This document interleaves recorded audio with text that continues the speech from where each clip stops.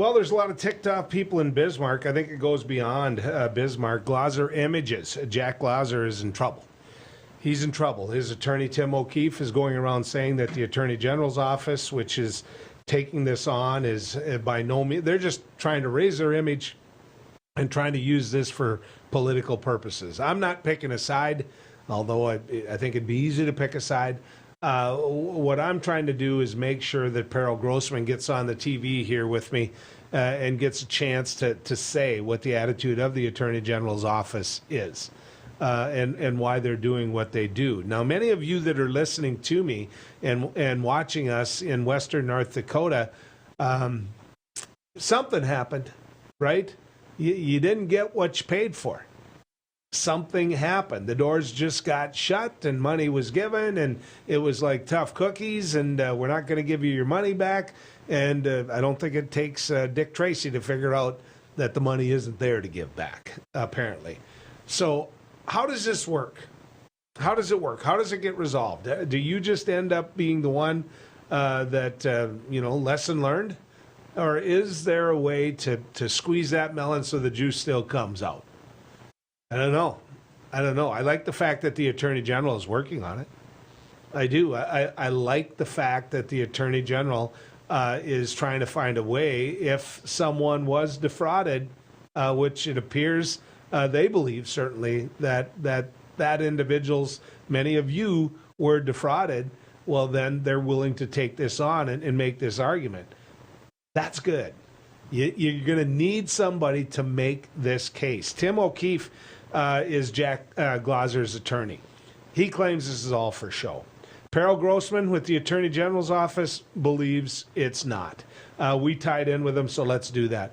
Parrell, good to have you coming down the road with us. Good to have you, explain what you're doing when it comes to Glazer Images. I hope you can hear me, Parrell, and we'll tie in and make sure you get a chance to express your view. Do I have you, Parrell? You do. Can you hear me, Joel? I do. If you could point your camera down a little bit, that would probably be good. And then we'll make sure that you get your views out. What's the Attorney General's role in all this, Parrell? Well, the Attorney General's role is obviously we're charged with investigating consumer fraud. And so early on, as soon as the business abruptly closed, we started looking into this matter and began a very thorough and detailed investigation because the circumstances were suspect. When you leave, 540 consumers who are owed money, some not having been provided any services and many not having gotten the photographs after they were taken, that raises a serious concern. Just a quick tally of our complaints, the amount was about $1.3 million. And of course, that will be reduced to some extent for any photos that are delivered, but we've already been told that, or I should say rather, looking at our complaints, consumer complaints, we know that, at least half to 60% of those victims were never provided services. So that restitution will be substantial just for that group alone. 1.3 is a big number. It's a really big number. How did you come to that? The number 540, so is it just talking to each individual that got ripped off here or feels they got ripped off? Exactly. We looked at the numbers, what consumers paid for their pictures when they didn't receive the services, and what consumers paid for their pictures when they had not yet received the pictures. And Joel, I should mention, this does not even begin to include the restitution to the subcontractors who were owed money. Glazer owed employees money, but in addition, they owed many subcontractors that took their pictures money. And so we're still tallying those amounts, and we'll be seeking that restitution also. So, Parrell, what did he do? There's a lot of people in the East that maybe aren't as familiar with this case as folks in the West or the Bismarck-Mandan area are. Did he just shut the doors, take the money, and laugh on the way out, or what happened here? No, it certainly wasn't, that simple, or that wasn't necessarily the situation. But, what he did is he falsely blamed the pandemic. And we think there's strong evidence, Joel, that refutes that particular characterization based on his own communications in many instances. You know, Mr. Glauser has recently claimed that our complaint was filled with speculation and puffery and is without merit, and this isn't true to any extent. Our complaint allegations rely substantially, almost completely, on quotes from Mr. Glauser's communications with his own bankers, accountants, and as well as relying on the financial records of at least 2 banks. So we have reviewed a great deal of information. And so while he claims it was based on the pandemic, the Attorney General's complaint pleads that instead he was in serious financial condition, as well as seriously undercapitalized, probably from as early as 2017 or 2018. And I really can give you kind of example after example of his knowledge of that exact situation. For instance, already in 2018, he had already obtained or owed at least $1.3 million in loans. And here's some communications which kind of confirm his circumstances around that time and continuing going forward. In January 2019, he requested additional credit from a bank while acknowledging that his past efforts had failed to get Glauser Images out of this hole and that he's constantly playing catch up.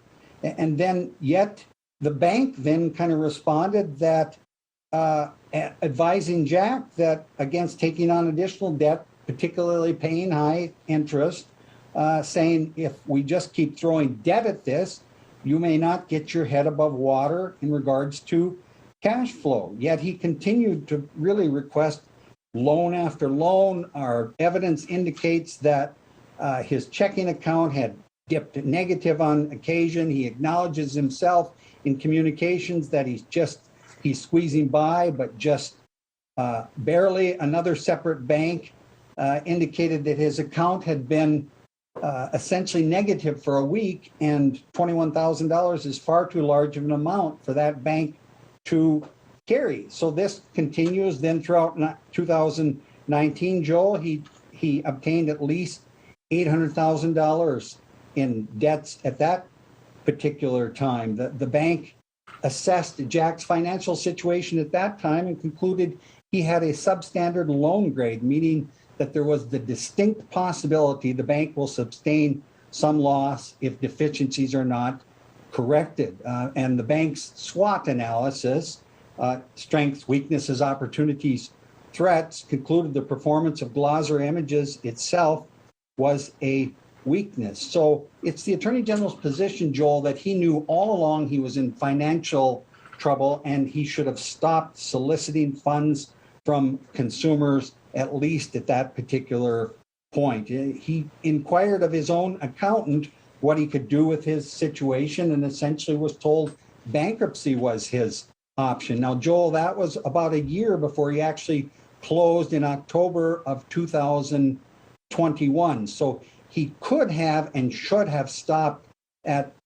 any time. You know, certainly businesses, the circumstances can sneak up on some businesses and they suddenly find themselves in financial trouble, and many quit at that time and they stop taking money from consumers. Essentially, in this case, as well as any, you make a promise.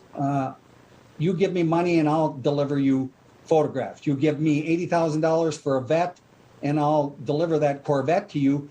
And technically, under the consumer fraud law, when you fail to do so, that is a deception and it is a misrepresentation. And yet the Attorney General, as any good regulatory agency, will always look at that and say, well, wait a minute, what was going on? Did they benefit personally from this situation? And in this case, you know, Jack Glauser did. He continued to borrow money, he continued to solicit funds, and then he continued to have a lifestyle in which he was paying substantial sums for travel, for meals, even making vehicle payments for himself and Jace Shocker. And, you know, these are some pretty astounding sums. Okay. And Parrell, before, and I'm about to run out of time, I want to compliment you for digging into this. I do. I mean, these people got ripped off, apparently, and they deserve to have a champion. So thank you. Is there something criminal here? Is there something, it's one thing to go bankrupt, it's another thing if you hid money, all those things, I get it. But is there something criminal here in terms of, hey, he could find himself behind bars? I don't know that he could. I would emphasize that the Attorney General's investigation is a civil investigation, and that would have to be an inquiry and determination by the state's attorney. Okay. That's fair. That's fair. Is the Attorney General going to make a recommendation to the state's attorney in regards to that? We have not typically done so in these kinds of circumstances. Okay. Thank you, Parrell. Hope to visit with you again another time on this.